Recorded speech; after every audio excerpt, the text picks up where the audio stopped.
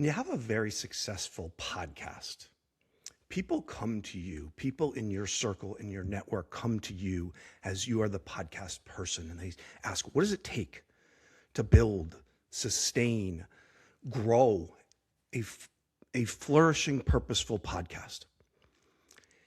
And before I get into my 4 tips I share with aspiring podcast hosts, let's talk some numbers. First, 5 million. There are almost 5 million podcasts out there, so there is a ton of competition for people's ears. But of those 5 million, only about just over 10% are active, which we would consider they've put out new content or new episode in the last 90 days. The last number, which I think is the most critical, is 9. 9 episodes. That is the average length of a podcast before a podcaster gives up and says, too much work, booking guests, editing.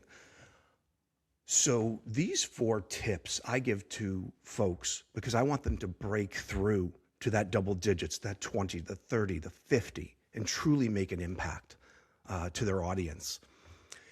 And number 1 is choose a title that means something to you.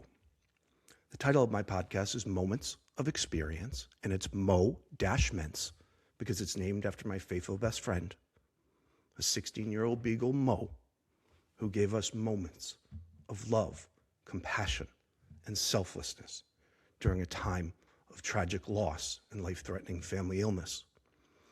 I like to say his joy for life and his selflessness towards the family allowed us to borrow hope from Mo until we had the strength to find it for ourselves.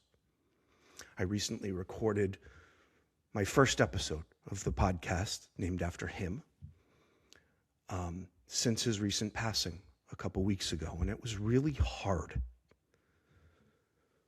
But choose a title that makes people stop and say, I have to check this out. Number 2, let's go back to that 5 million number, right? Make sure you have a very specific niche and a very particular audience.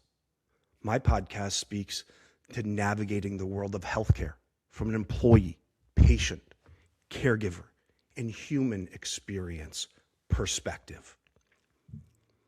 Number 3, make sure your podcast tells stories, powerful and inspiring stories. You don't have to go far in the world of healthcare to find the negative, the difference, the difficulty with insurance, the difficulty navigating the system. But I wanted to create a space where we talked about the pockets of brilliance, where it's being done right, where patients and caregivers are educated and working together to chase purposeful and healthy outcomes for patients. So people seek out my podcast when they're dealing with the toughest time of their lives, the toughest health journey, and they look for where they can do it better. 4th and final tip, be picky on guest selection, really picky. Make sure they're great storytellers and are aligned with your audience interests and values and can provide actionable insights that listeners can take away from each and every episode. I've had the CEO of the largest health system in New York City on, telling chilling but inspiring stories of leading on the front lines of COVID. I've had chronically ill patients come on to talk about navigating the world of healthcare, their health benefits, being educated, being a consumer, to give hope to people that are battling at their toughest times. And I've had a chief nursing officer on talking about mental health and suicide ideation on the job. From that episode, I have had over 15 nurses reach out to me and tell me that hearing that story gave them the courage to seek help and get better and realize they weren't well. So when you do purposeful podcasting, you build something truly special, and I hope you learned something today.